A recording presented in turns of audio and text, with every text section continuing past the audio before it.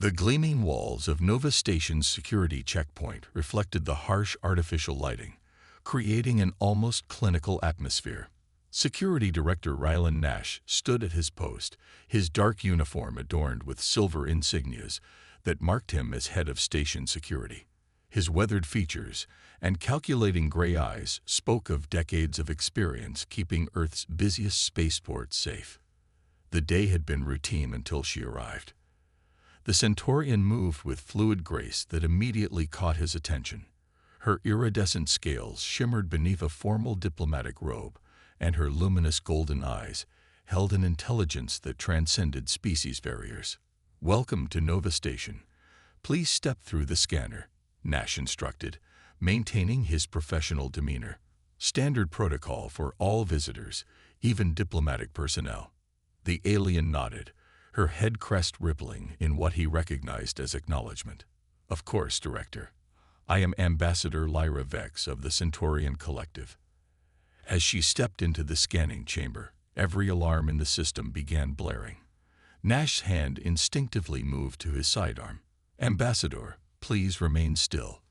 Our sensors are detecting unusual energy signatures." "Impossible," Lyra protested, her scales shifting to a deeper blue. "I carry only standard diplomatic equipment." Nash gestured to a private screening room. "This way, please. We'll need to perform a more thorough scan."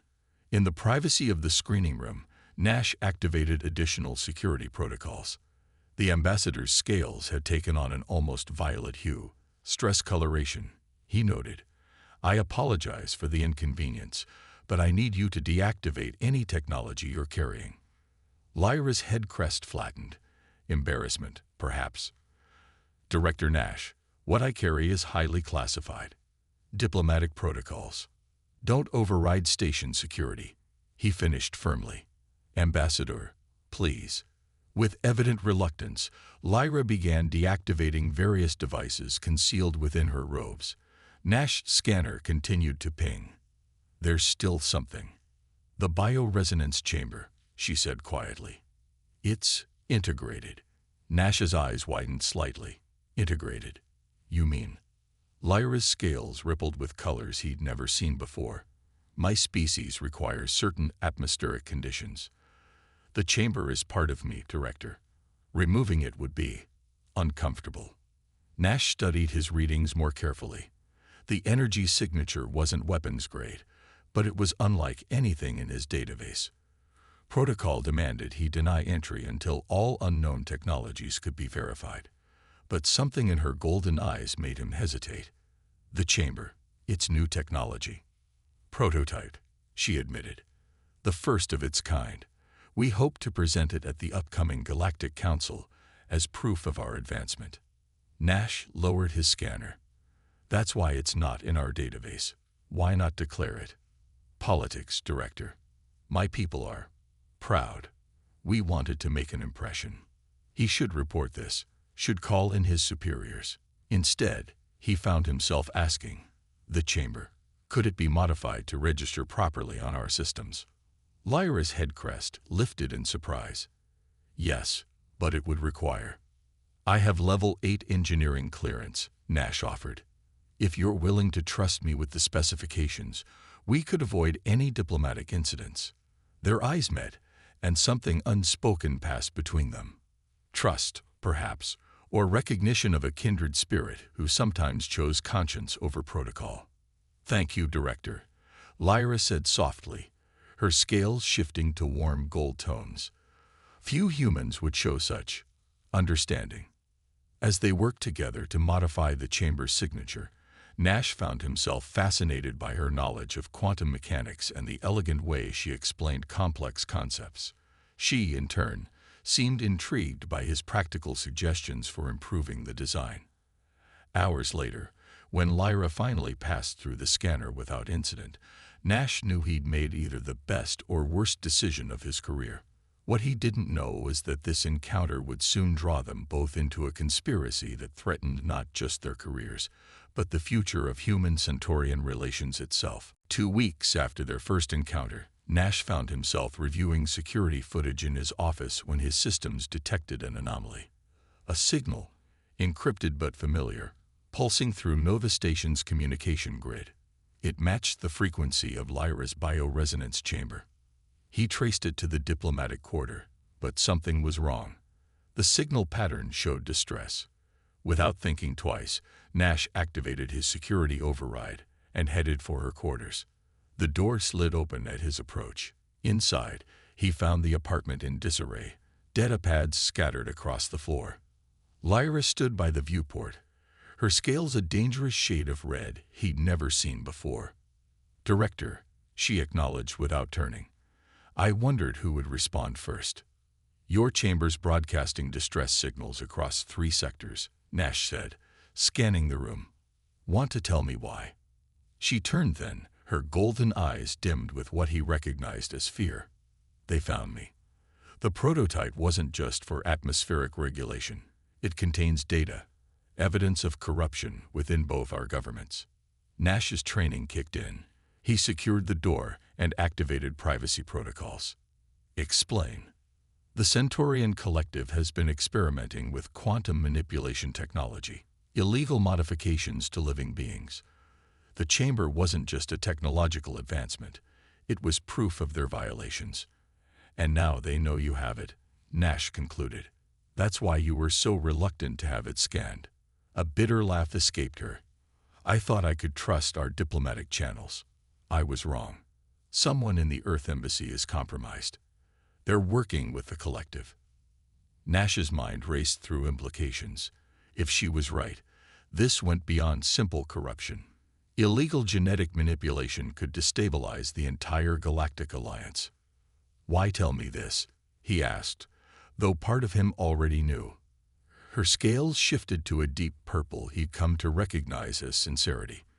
"Because you chose trust over protocol that day. And because I need your help." Before he could respond, his security badge buzzed. "Director Nash, we have a diplomatic delegation requesting immediate access to Ambassador Vex's quarters. They have full clearance." Lyra's scales paled. "They're here." Nash made a decision that would change both their lives. "Computer, initiate security protocol Nash 7 Alpha. Full lockdown of diplomatic quarter." "Director," his badge squawked, "the delegation has override codes." "Negative. Possible security breach. All access restricted pending Level 1 investigation." He turned to Lyra. "We have maybe 10 minutes before they break through the bureaucracy. What's your plan?" Her head crest rippled with surprise. "You believe me, just like that?" "Let's just say I've seen enough corrupt officials to recognize the real thing." He drew his sidearm, checking its charge. "Besides, your species can't lie while displaying purple scales. It's in your diplomatic profile." A small smile played across her alien features. 15 years of diplomatic service, and you're the first human to notice that." Her expression turned serious. "The evidence is encoded in the chamber's quantum matrix, but extracting it would require shutting down the atmospheric regulation," Nash finished. "How long can you survive without it?" 6 minutes, maybe 7. He holstered his weapon. "Then we better work fast." They spent the next precious minutes preparing. Nash used his security codes to access emergency medical supplies, while Lyra interfaced with her chamber's controls. Outside, they could hear the growing commotion as diplomatic immunity clashed with security protocols. "Ready?" Nash asked, preparing the emergency oxygen system. Lyra's scales shifted through a complex pattern of colors before settling on a determined gold. "Director, Rylan, if this goes wrong." "It won't," he said firmly. "And when this is over, you can tell me how you knew my first name when it's not in any of my security files." The extraction process was excruciating to watch. As the chamber powered down, Lyra's breathing became labored, her scales dulling. Nash monitored her vital signs while copying the extracted data, hyper-aware of the countdown in his head. 5 minutes. The first firewall protecting the diplomatic quarter fell. 6 minutes. Lyra's knees buckled, but her claws remained steady on the controls. 6.5 minutes. The data transfer completed just as Nash's security badge erupted with urgent voices announcing diplomatic override codes had been approved. 7 minutes. Nash reactivated the chamber and caught Lyra as she collapsed, her scales barely shimmering. "Got you," he whispered, administering the emergency oxygen. "I got you." As color slowly returned to her scales, the door's security locks began disengaging one by one. Lyra's golden eyes met his. "Take the data," she managed. "Get it to Earth's Central Intelligence. I'll delay them." "Not a chance," Nash growled, already plotting escape routes in his head. "I don't leave allies behind." The door slid open to reveal a delegation of Centaurian officials, their scales radiating authority and barely concealed anger. Behind them stood 2 Earth Embassy security officers Nash recognized, and suddenly didn't trust at all. "Director Nash," one of the Centaurians began smoothly, "I'm afraid there's been a terrible misunderstanding." Nash helped Lyra to her feet, keeping himself between her and the delegation. "No misunderstanding," he replied, his free hand casual near his weapon. "Just a routine security investigation. Standard protocol." What happened next would spark a crisis that would reshape 3 governments and prove that sometimes the most dangerous thing in the universe was a security officer who chose to trust his instincts over protocol. Nova Station's maintenance tunnels weren't designed for comfort. Nash led Lyra through the narrow passages, their footsteps echoing despite their best efforts at stealth. The stolen data crystal felt heavy in his pocket, its contents potentially explosive enough to start an interstellar war. "The quantum signatures are degrading," Lyra whispered, her scales flickering with strain as she monitored her chamber's readings. "We have maybe 2 hours before the evidence becomes corrupted." "My security override codes won't work much longer," Nash replied, checking his tactical display. "They'll lock me out of the system soon." He paused at an intersection, considering their options. "We need to get this data to someone who can act on it. Someone incorruptible." "Admiral Venna," Lyra said immediately. "She commands Earth's First Contact Division. More importantly, she's immune to quantum manipulation." Nash raised an eyebrow. "How do you know that?" "Because we tried." Lyra's scales shifted to embarrassed purple. "Before I discovered the truth about the experiments, I was part of the diplomatic team assigned to influence key Earth officials." The revelation should have shaken his trust in her. Instead, Nash found himself admiring her honesty. "And now I understand why some of your people resist our advanced technology so strongly. There's something to be said for human stubbornness." A distant clang echoed through the tunnels. Nash pulled Lyra into a service alcove, their bodies pressed close as a security patrol passed nearby. Her scales shifted to a color he'd never seen before, a deep, swirling blue with gold highlights. "That's new," he whispered once the patrol passed. "It's private," she replied, her head crest rippling with what he now recognized as embarrassment. Before he could respond, his tactical display lit up with multiple warnings. "They're accessing the environmental controls. They'll vent these tunnels soon." "The chamber can protect me," Lyra said. "But you?" Nash checked his oxygen reserves. 15 minutes of air. Not enough to reach the Admiral's offices. He met her golden eyes. "Any other color meanings I should know about?" Her scales flickered in confusion. "What? If we're about to suffocate in maintenance tunnels together, I'd like to know what that blue-gold really means." Understanding dawned in her expression. "It means trust," she said softly. "And something more." Her clawed hand touched his face gently. "Something that should be impossible between our species." The environmental alarms began blaring. Nash made a decision. "The quantum lab in Section 7. It has its own air supply and security grid. It's also where they conducted the illegal experiments," Lyra added. "The evidence we need might still be there." They moved quickly through the tunnels as the air began to thin. Nash's security training helped them avoid most patrols, but each encounter left them with fewer options.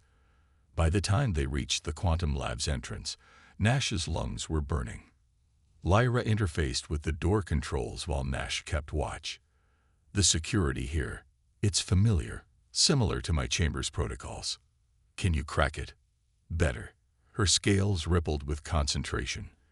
I can make it think I'm authorized personnel. The quantum signatures match. The door slid open just as Nash's vision began to blur from oxygen deprivation. They stumbled inside, the lab's air supply kicking in automatically. As Nash caught his breath, he took in their surroundings. The lab was cutting edge, a perfect blend of Earth and Centaurian technology. Look at this, Lyra called from a control station. They weren't just experimenting with quantum manipulation. They were trying to force evolutionary changes. Nash joined her, examining the data displays, combining human adaptability with Centaurian biological technology. More than that, they wanted to create a hybrid species, one that could survive anywhere, adapt to anything. Her scales shifted to a troubled gray, but the process was fatal to test subjects. Nash's tactical display suddenly lit up with proximity alerts. We've got company. Multiple teams converging. Lyra's claws flew over the controls. The data, it's all here. Everything we need to expose them. But downloading it, how long? 3 minutes, maybe 4. Nash checked his weapon charge and sealed the main door. Then I'll buy you 4 minutes. He turned to her, memorizing the way her scales shimmered in the lab's harsh lighting. That blue gold, it means something impossible to me too. Her head crest rippled with emotion. Rylan. The first explosion hit the door. Nash took up a defensive position, his weapon ready. Get the data, Ambassador. Change the future. As Lyra worked frantically to download the evidence, Nash prepared to face whatever came through that door. Neither of them could have predicted how the next few minutes would reshape not just their lives, but the very nature of human-alien relations. The quantum lab's door held against the first 2 breaching attempts. Nash used the time to set up crossfire positions, transforming the scientific workspace into a defensive stronghold. Behind him, Lyra's claws danced across control panels, her scales alternating between concentrated purple and anxious green. Download at 60%, she reported. But they're trying to lock us out of the system. Another explosion rocked the lab. Through the smoke, Nash spotted figures in advanced combat suits, not station security, but professional hunters. We've got quantum strike teams. They're not here to arrest us. They can't risk anyone finding out about the experiments. Lyra agreed, her voice tight.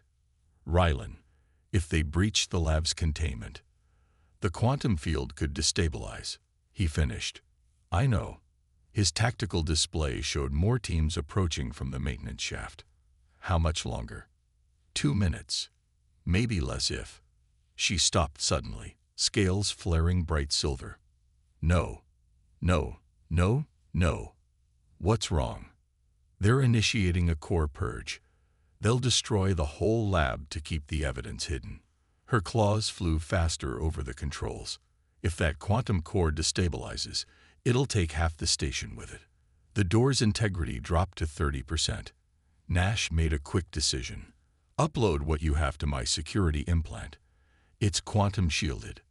The data transfer could kill you, she protested. Human neural systems aren't designed for. Neither of us is dying here, Nash interrupted. And I trust you. Their eyes met across the chaos of the lab. Lyra's scales shifted to that impossible blue gold again before she nodded. Initiating transfer. Try not to move. The data upload felt like ice in his veins. Nash gritted his teeth, maintaining his aim at the failing door as his vision blurred with quantum calculations he couldn't begin to comprehend. Through it all, he heard Lyra's voice, speaking words in her native tongue that his translator couldn't or wouldn't process. The door exploded inward just as the transfer completed.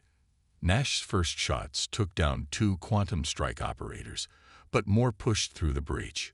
Lyra's chamber pulsed with defensive energy, creating a barrier between them and their attackers.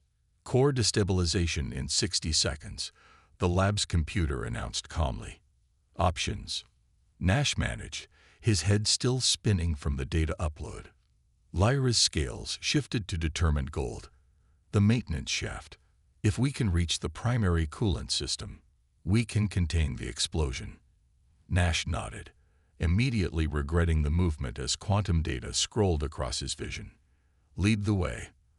They fought their way to the shaft, Nash's security training and Lyra's quantum-enhanced reflexes keeping them just ahead of their pursuers. The coolant system's access hatch was locked down, but Lyra's claws made quick work of the controls. Core critical, the computer warned. Detonation imminent. Inside the coolant chamber, Lyra connected her bioresonance chamber to the main controls. The chamber can absorb the quantum backlash. But what? I'll need direct neural contact to control it. Her scales rippled with concern. With the quantum data in your implant, Nash understood. The feedback could fry us both. 30 seconds to detonation. Lyra's golden eyes met his. I won't risk your life. Rylan, you have the evidence. Get to Admiral Venna. Instead of responding, Nash took her clawed hand and pressed it to his neural implant. Together, he said firmly, or not at all. The quantum connection between them exploded with possibility. Nash felt Lyra's consciousness brush against his, alien yet achingly familiar. Together, they directed the quantum energies through her chamber, using the coolant system to contain the core's detonation. The explosion, when it came, was silent. A flash of quantum energy that rippled through reality itself. Nash felt it trying to tear him apart at the atomic level, felt Lyra's determination as she fought to hold him together. Then, darkness. He awoke to the sound of emergency sirens and Lyra's voice speaking urgently into a communicator. Need immediate quantum containment. Authorization Vex Prime 7. Did we? Nash tried to sit up, his neural implant throbbing. Easy. Lyra's claws gently pressed him back down. The explosion was contained, but the quantum connection, it changed something. Nash focused on her scales, realizing he could somehow sense the emotions behind their color shifts. How? The data transfer, the neural connection, the quantum energies. Her scales rippled with amazement. We've achieved what their experiments never could. True human Centaurian synchronicity. Before Nash could process this, his tactical display lit up with new warnings. Through their connection, he felt Lyra register the threat too. More strike teams, she confirmed. They won't stop hunting us now. Nash checked his weapon charge and pushed himself to his feet. Then let's make sure the evidence reaches Admiral Venna. He offered her his hand. Together, Lyra's scales shifted to that beautiful blue gold as she took it. Together. Admiral Venna's office in Earth Central Command was exactly what Nash expected, austere, efficient, and heavily secured. The Admiral herself was a surprise. Barely 5 feet tall, with silver hair and eyes that had seen too much of the galaxy's darkness. So, she said, examining the quantum data now safely transferred from Nash's neural implant, they weren't just experimenting with evolution. They were trying to force it. The Centaurian collective believed they could perfect both species, Lyra explained, her scales rippling with residual anger. Instead, they created abominations. Tortured souls trapped between forms. Except you two, Venna noted, studying them closely. Your quantum sync should have killed you both. Instead, Nash felt Lyra's consciousness brush against his through their new connection. We evolved, he said simply, naturally, which is exactly what they were trying to prevent. Venna stood, pacing before the viewport overlooking Earth.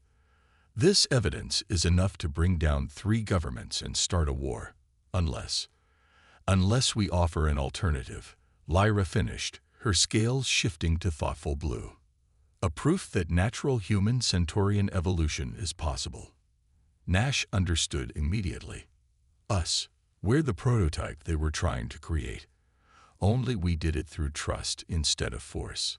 Venna nodded sharply. I'm activating Protocol Zero. As of now, you're both officially dead, killed in the quantum lab explosion. And unofficially? Nash asked, though he already suspected. Unofficially, you'll be working for me. We're going to find others like you, humans and aliens willing to evolve together naturally. Build a foundation for real cooperation. Through their connection, Nash felt Lyra's mix of hope and concern. The collective won't stop hunting us, she warned. And now that we've evolved, you're the most valuable test subjects in the galaxy, Venna finished. Which is why you'll have new identities, new backgrounds, and the full resources of Earth's Central Intelligence. One condition, Nash said firmly, taking Lyra's clawed hand. Through their bond, he felt her surge of emotion at the gesture. We work together. No separation. Venna's stern expression softened slightly. Considering your quantum sync, I don't think separation is possible anymore. Besides, she added with a hint of a smile, your connection proves what some of us have always believed, that evolution favors cooperation over force. Later, in their new quarters aboard Venna's stealth carrier, Nash watched Earth recede through the viewport. Lyra's scales shifted through gentle patterns of blue and gold as she worked at a console, already planning their first mission. Having second thoughts? She asked, sensing his mood through their link. About leaving everything behind. No. He moved behind her, placing a hand on her shoulder. About us leading an underground evolution revolution. Maybe a few. Her scales rippled with amusement. Says the human who uploaded quantum data directly into his brain because he trusted an alien he'd just met. Best security protocol violation of my life, he murmured, and felt her answering wave of affection through their bond. You know, she said thoughtfully, in Centaurian culture, this kind of quantum sync is considered more intimate than any physical bond. It's permanent. Good, Nash replied simply. Through their connection, he let her feel the depth of his certainty, his commitment to their shared future. Her scales shifted to that beautiful blue gold that now belonged to them alone. The galaxy won't know what hit it. A security officer who breaks protocols and a diplomat who reveals secrets. Nash smiled. We might just start an evolution. As their ship entered quantum space, carrying them toward others who might be ready to evolve, Nash reflected on how it all began, with a routine security scan and a choice to trust. Sometimes, he realized, the greatest revolutions start not with violence or force, but with two beings choosing to see past their differences and find something impossible together. The quantum sync hummed between them, a testament to what humans and aliens could achieve when they stopped trying to force evolution and simply allowed it to happen naturally. They had become something new, something neither species had imagined possible. And they were just the beginning.